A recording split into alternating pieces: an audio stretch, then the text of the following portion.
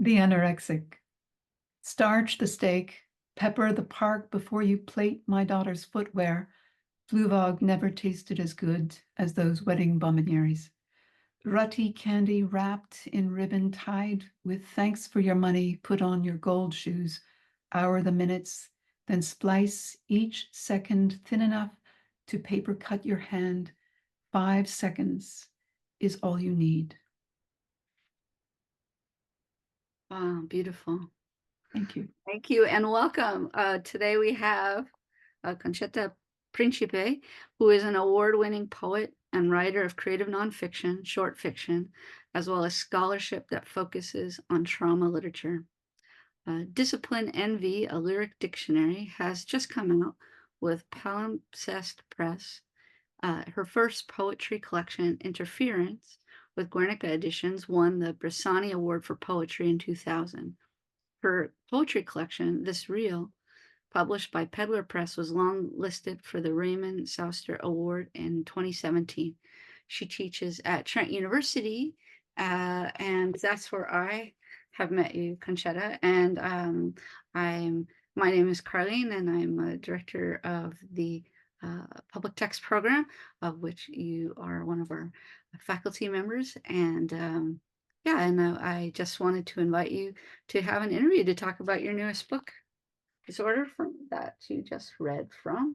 I wonder if, before we start talking about the book, if you might just say, since we have so many students and faculty thinking about writing and publishing, how, I don't know, how you came to be writing and publishing, like you might have written as a kid. I don't know.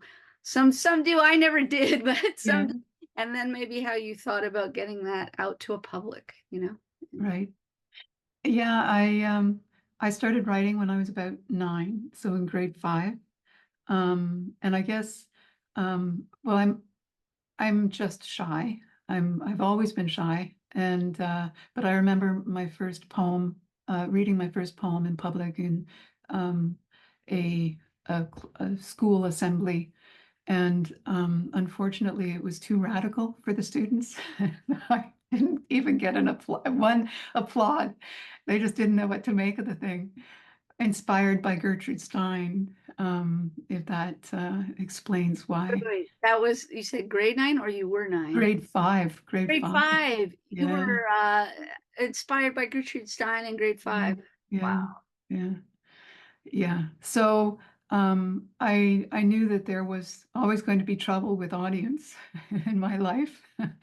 Um, and I think I probably came to publishing um, directly through my master's degree in creative writing at Concordia University. That's when I started to take my writing seriously, or at least acknowledge that my writing can have an audience. And that was also when I discovered the horrible experience of rejection letters.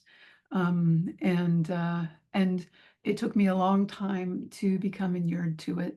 But I feel less like the knife in me when I get that letter. But it's still a drag. It's still a drag getting rejections. So so the process of publishing is complicated, was difficult, and becomes over time less difficult. Um, the Knowing where to place your work is half the problem. And if you're writing outside of streams or styles, um, uh, it takes time to find your home in those styles. And it also takes time for you to develop your writing. Like that's a fact, you know. You can publish your first piece and feel that you're on the road, and then get all the setbacks. Yeah. So yeah, yeah. Yeah, for sure. I when I tried to publish my first book, every single publisher rejected it, and then I just published it myself. and then the publishers wanted it. So that's interesting too, right? You know, but it's like a leap of faith because, you know, we're taught that, of course, the value of writing is whether a publisher thinks it's, you know, counts or not. Anyway, so I could really identify with that. And that's good to, I think it's really good to note for new writers out there that are listening to this to not let that stop you. Uh, That's right. and Yeah. you know, when you're talking about being some like that, it's harder to find a place when you're maybe off the guidelines, off the certain streams or styles. I was thinking about this book, your new book on disorder, you know, where you are between, not between, you have more than one genre happening. Maybe, do you want to talk more about that? Being off those streams or styles, and then also kind of going with that for your book. Sure. Um, yeah, the, you know, um, as I've been writing, um, I, okay, so it's hard to answer that question. I don't know what to make of my style. Maybe communities have grown into the style that I write, or I've modified my style. I'm not sure. I think in some ways I have become, I have, I would say, assimilated to the neurotypical type of style of writing. Not that um, not that I completely identify with being neurodivergent. And to explain, I was diagnosed with borderline personality disorder, which is one of those disorders that uh, is on the border between psychosis and neurosis. So you're either neurodivergent or you're neurotypical. That's the way institutions like to, that's the way the medical profession likes to define you. But the borderline personality disorder person doesn't fit nicely on one side or the other. And they, in fact, can slide over into the neurodivergent, but can also mask living neurotypical lives. Um, and I was only diagnosed, I guess, 2 years ago now.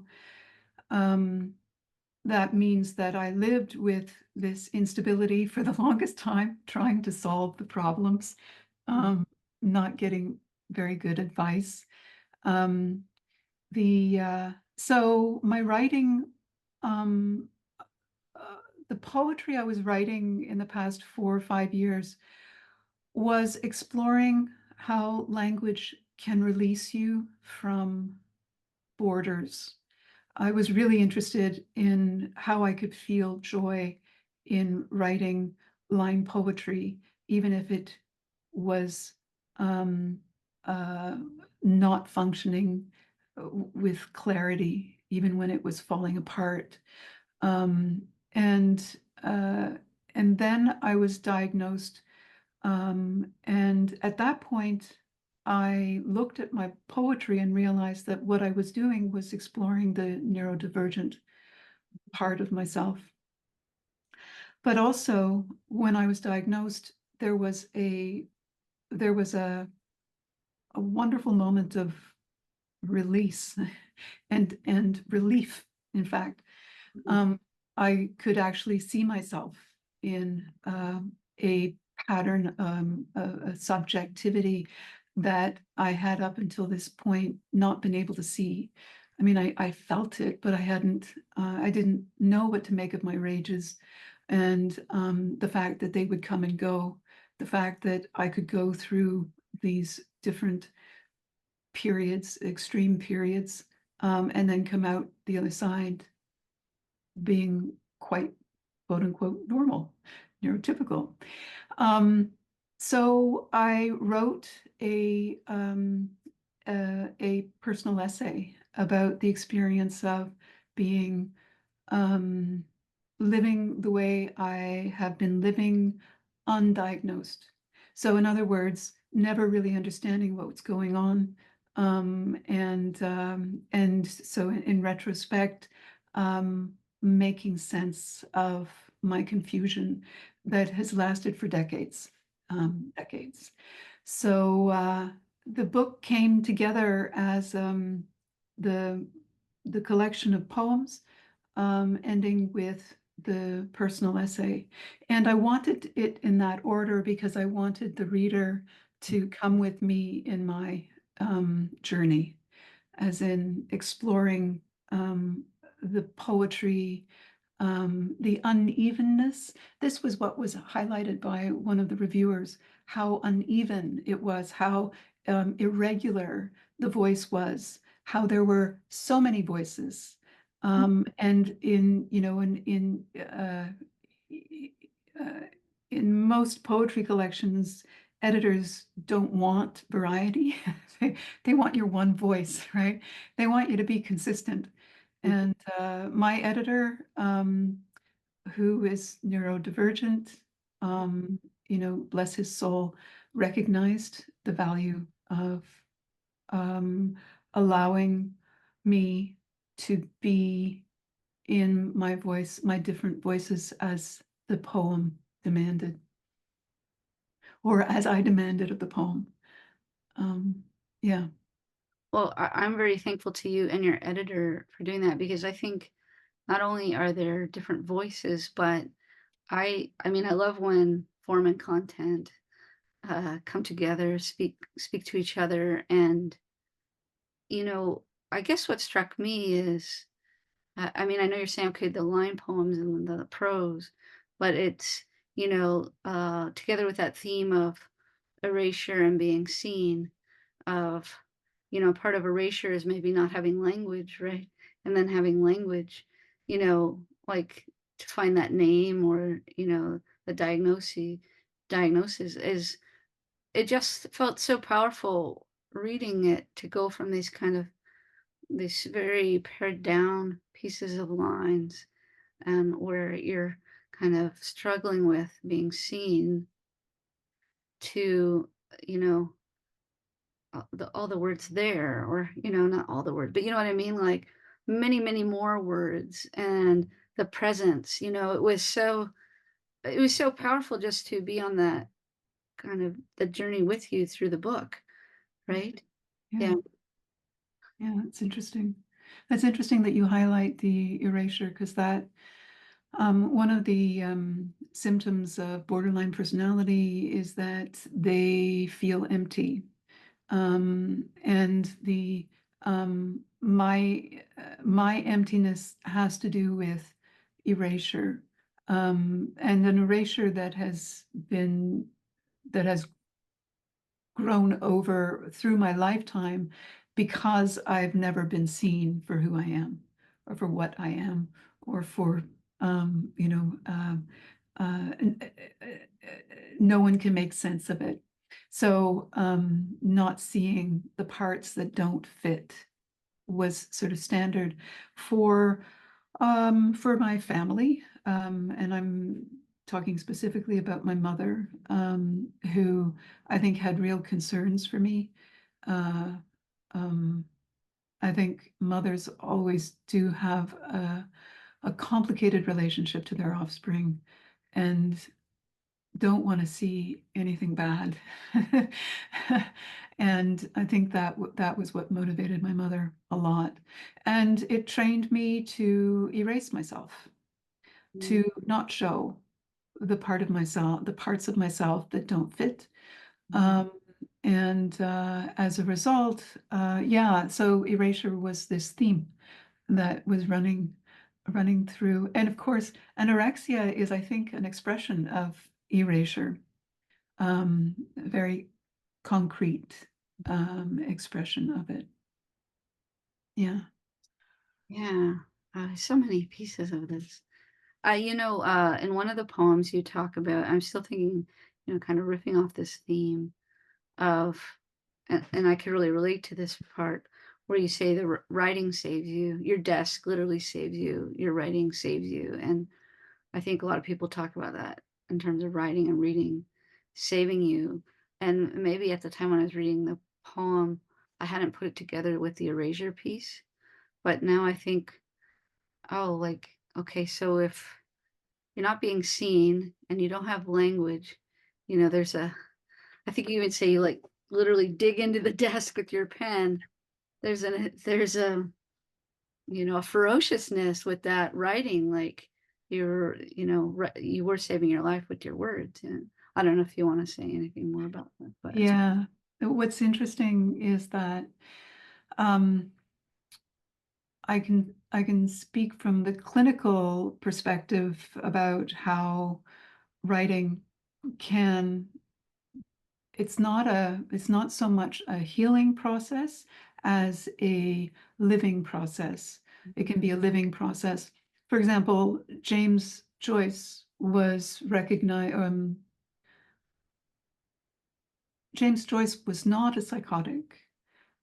He had psychotic tendencies, they say. And the reason that he didn't fall into full-blown psychosis was because he had language with which to rope himself to the world. It of course it gave him an identity, but it literally did give him an identity. He believed he was the greatest writer, that his work was genius.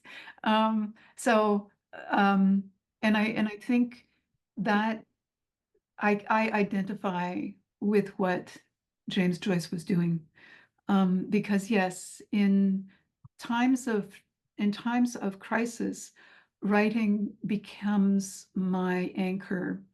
The desk, I mean, in that section that you're talking about, digging into um, the desk was the only thing I didn't destroy in my bedroom. I destroyed everything else. I flipped the bed over so that the joints were screwed up. The chair was in pieces. That like there were a lot of broken things in my bedroom, including torn paper.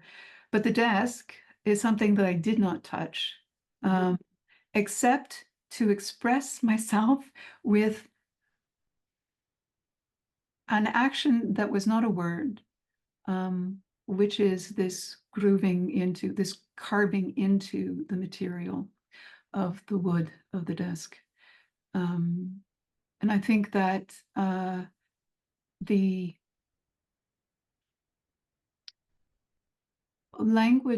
when language fails, there are still some words that you can hold on to.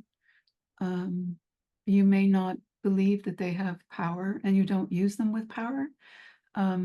You literally, they feel flat.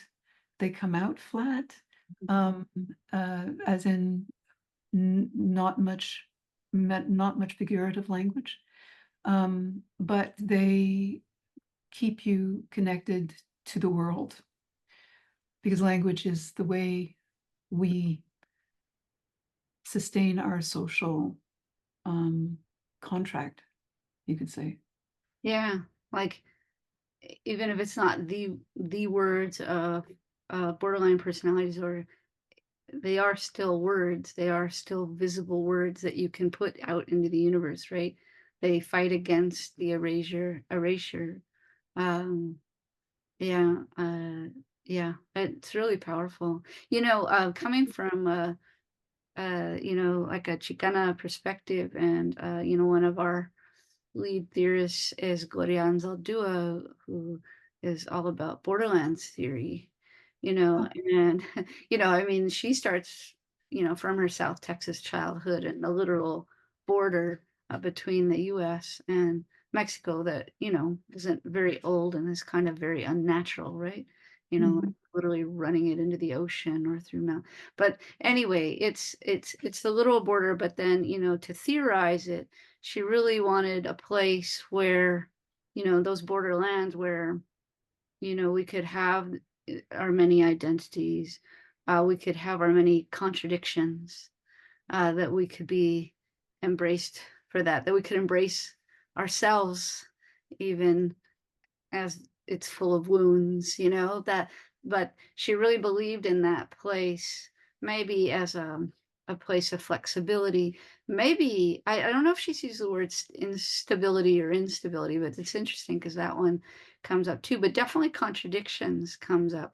And it's so in some sense it's a very forgiving place, you know, a flexible and forgiving place where, as you say, like so many binaries in the world, in these labels. But anyway, I don't know. I've learned the most I've ever learned about a borderline personality disorder by reading your book, and I recommend everybody reading your book. And I had my kind of Borderlands hat on and thinking, wow, and what, kind of what, well, your poetry's here, your knowledge is here, but I don't know if you'd thought of it in that way, but kind of what kind of beautiful, new, engaging, important knowledge comes from that place of the borderlands. In this case, that border is inside yourself, you know? Yeah. It's interesting, um, the the value that you're I associating with Borderlands, because the thing about that Borderlands, there's this noise coming up, that I'm trying to stop and I can't. Sorry. I The hear it. border. I think Zoom is cutting it out. I have one too. I don't know if you can hear it. I don't hear it. You So hear mine? no, I can't hear yours. Oh, okay. Zoom does have a weird volume thing that sometimes can. Right. Yeah, somebody decided to staple things to the roof next door or something. I'm like, Oh, weird. right now I on the don't hear a thing. floor. Okay, that's good. I don't hear a thing. The thing about Borderlands, is that, um, there is always a sense of discomfort, but there is perspective that cannot be equaled by being on one side. Mhm. There is a, um, I I am the offspring of an Italian and a Scottish person, Italian father, Scottish mom, and I never belonged in either family. I was always quote unquote tainted, and incomplete. And from that perspective, I never felt I belonged, but I could see a lot. I could see a lot from this, um, distance, you could say. There's a kind of a distance. And in that sense, there's also a knowing that I think is empathic. Um, you can, or at least I feel that I can, um, feel what it means to be in psychosis, when I'm, neurotypical. And when I'm in psychosis, I can see neurotypical, um, and get aggravated because, but that borderland, I think, it's a place of privilege, a very, useful place for navigating what's so complicated about the contemporary world, um, conflicts all over the place. Um, and right now, and I live in a marriage, that is, of two worlds. Um, so that I have the privilege of seeing, the other world. My husband's Palestinian, so I have the privilege of seeing what the Palestinian position is. But I'm also not of that world. Mhm. So my privilege is also disadvantaged. I'm just Canadian, I have my limitations. And yeah, yeah.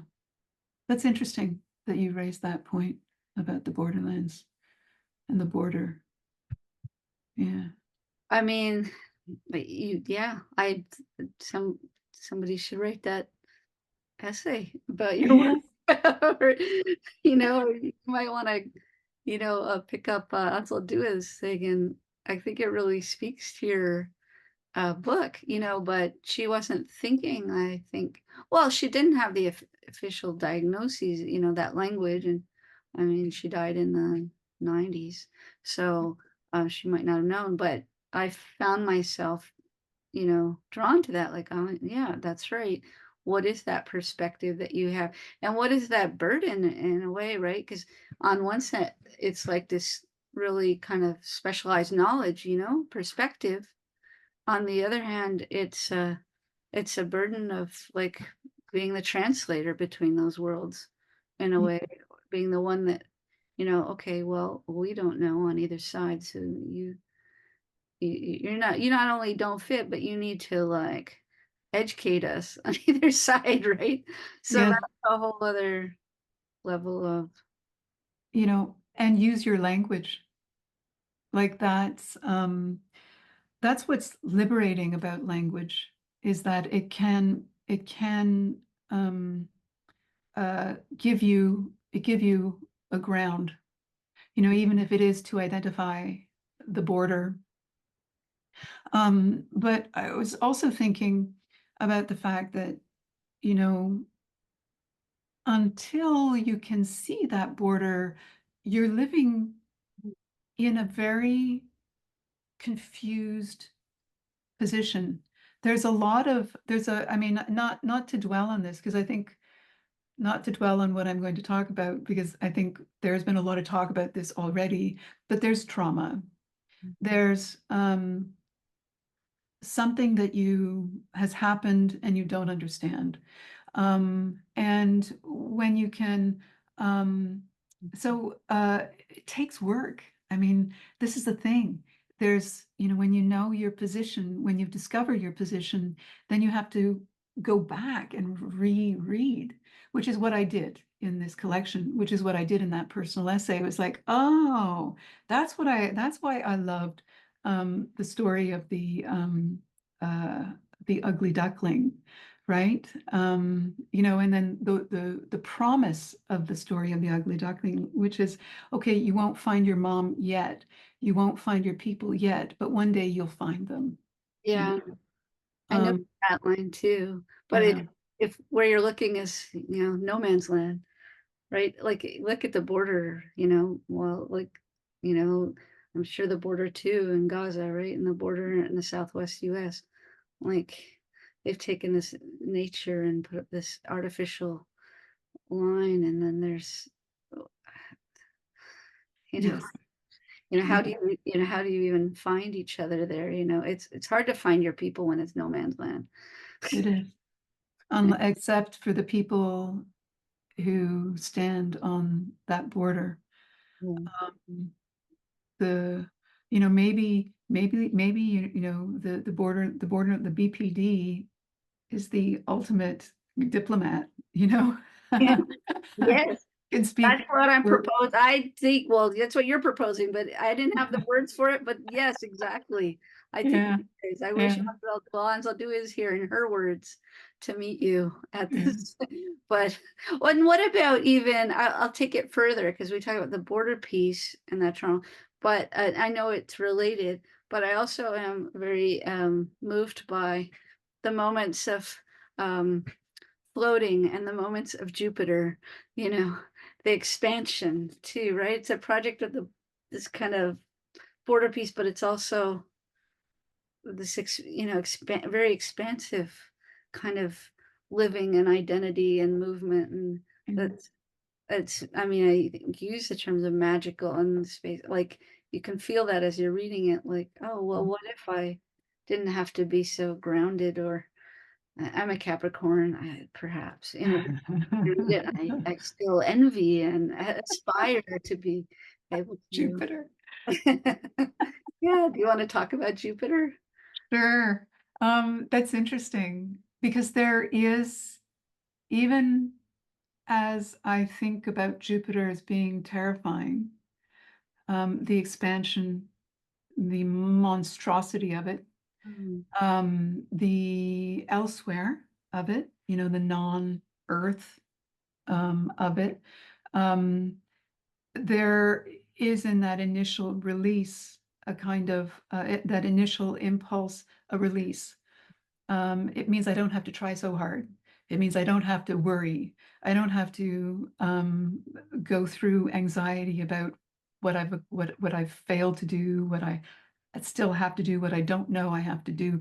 You know, all of those complicated issues around rules about how to be in society, how to be in the social. Mm. But it's also a kind of a terror. So Jupiter, so my mother's Sagittarius. So there's the Jupiter, that's basically what Jupiter is. Um, but metaphorically, it's from the film 2001. And the planet where we end up at the end of this long journey. In that is an ascetic environment that has this horrible audio, so clinical. Mm. And the first time I saw the film, I was 5 years old, and I had this horror that this was Mhm. um, a place that this was a real place. I believed that, you know, it's like going to Florida or going to Acapulco. You could go to Jupiter. Like I didn't have a sense of you know what our reality was, Mhm. and it was there was a lot of anxiety um, around what it might mean to be on Jupiter, to become old before my time. Mhm. That's and that's how I felt identifying with the old person, the aged. I've forgotten what his name is. The aged pilot, um, and uh, and so um, there's a there's the expansion that is groundless, and that's um, that's what happens when I lose language. I get carried away elsewhere. And yeah, finding my family, you know, like, you know, the ugly duckling, finding my place, um, uh, is that impulse to, um, oh, well, you know, to be connected, to be um, not alone Mhm. on Jupiter. Old and no one else there like that. That was the, yeah. And so my mother, who's Sagittarius, introduces me to this horror. Mhm. And you know, like that's I think we could probably get Freudian here with the whole idea of mother as monster. Um, the huge the child in relation to the adult and that perspective. Yeah. Yeah, there's a dreaminess to it, but then there's a scariness of being too released or disconnected and floating off. Yes. What happens if we don't have those connections? Yeah, yeah. I love how you, yeah, return to it through the book, you know, Right. bring us back. Oh yes, I like that with several themes in the book, you know, how we come back. Okay, yeah, because we need to kind of re-angle it, reposition it, and look at it again. That's super super powerful. I'll uh, I have one other thing. I'll put my education hat on now. How Mhm. about that? There's so many themes. I have to say, I have like 3 hours worth of questions, but I think we should probably not do that to our audience. But just I'll have a little selfish pedagogy moment. Okay. Um, you know, you have this one poem. I have the page number, but where you talk about the feeling of a teacher as students yawn or walk away, or in what it, you know, what it feels like at the podium. And I thought it's really powerful, because, thinking with an education hat, we're told that the primary job of the teachers to care for the students, um, but not to be cared about, like not to have the students care for you.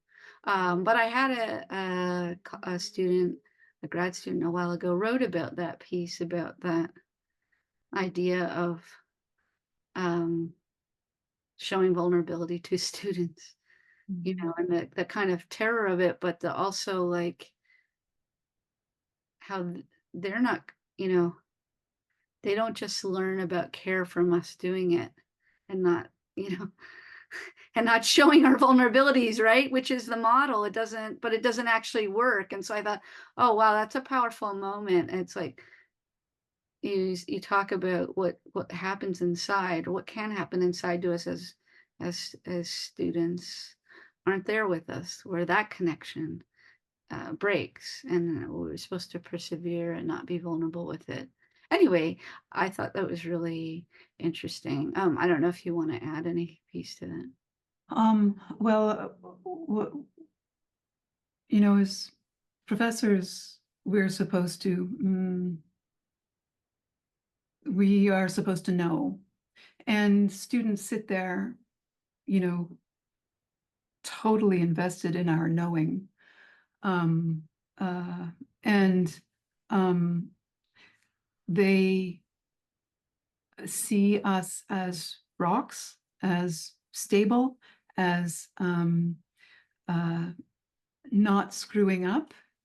And so when you screw up, um, there's a kind of, well, when you do as a professor, there's a crash going on because you feel like you've lost all the threads, right? Yeah.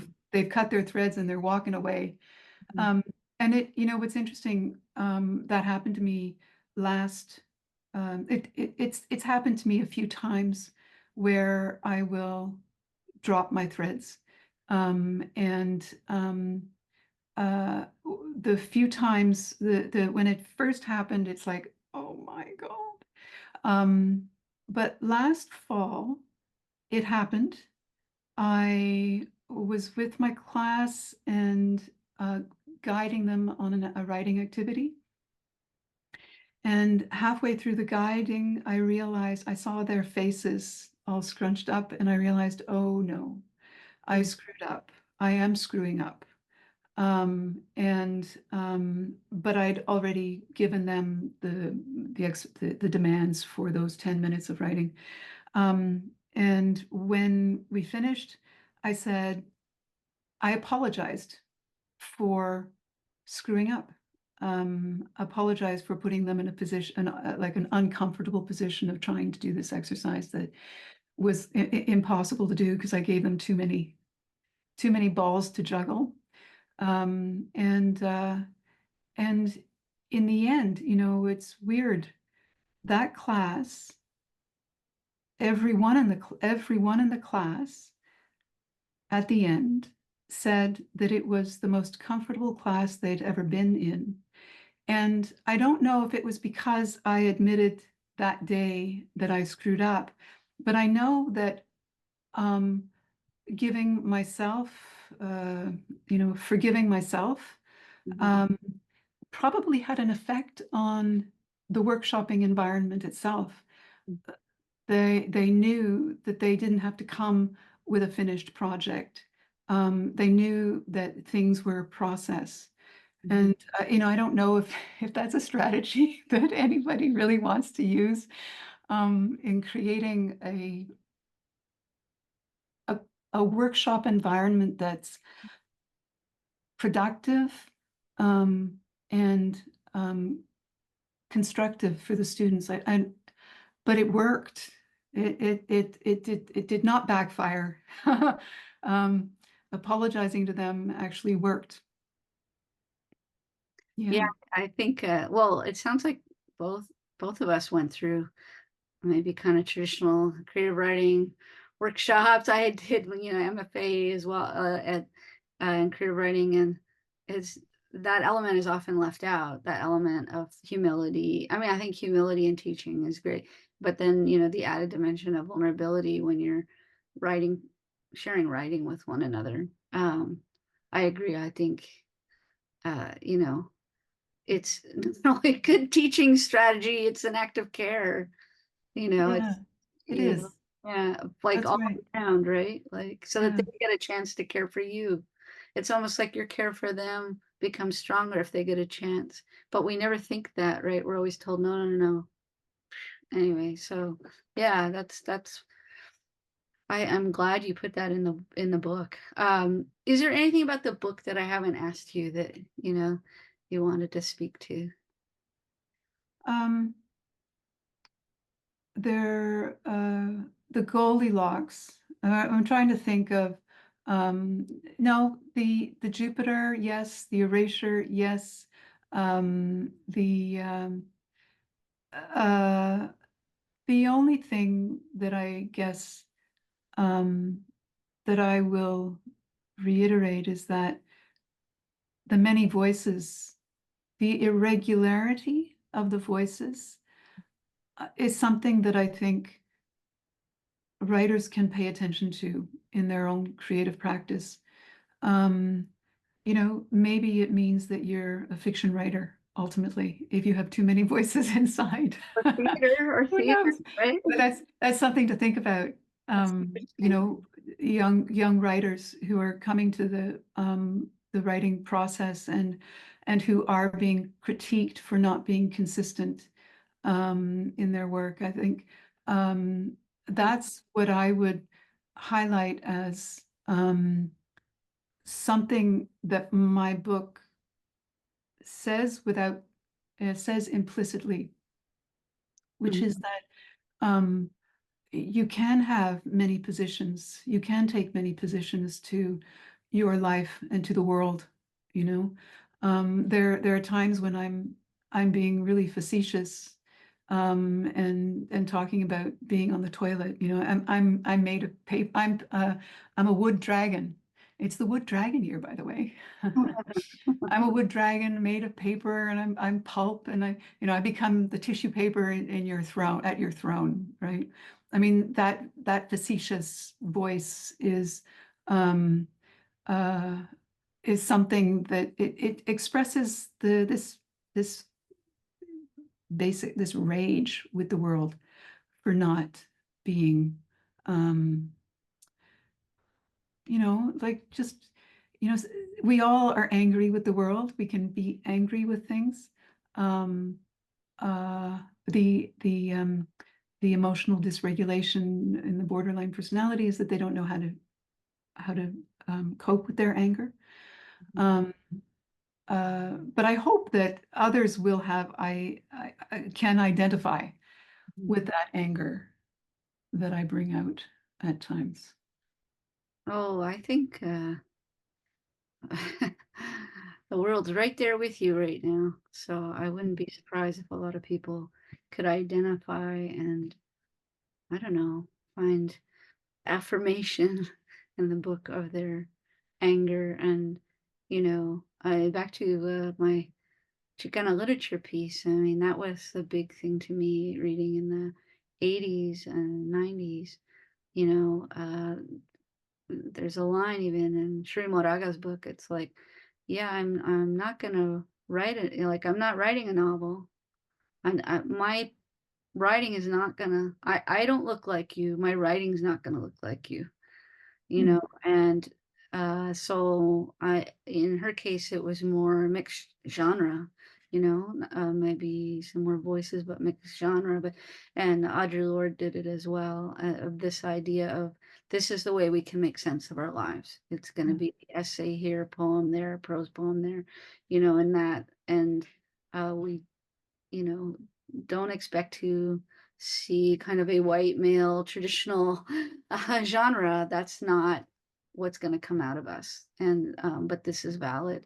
Anyway, so I thought of that too when I was, well, right now, but also when I was reading, I thought, yeah, like Yeah. our own terms, putting the words and in the forms that we need to put them out there, right? Yes. Yeah. Thank you for bringing that up because genre is something that I'm very interested in. And in fact, my interest in prose poems, my interest in lyric nonfiction, in line poetry that's probably not traditional, although it's probably more traditional than the other stuff I'm writing, is probably inspired by the BPD. And that's what's, Yeah.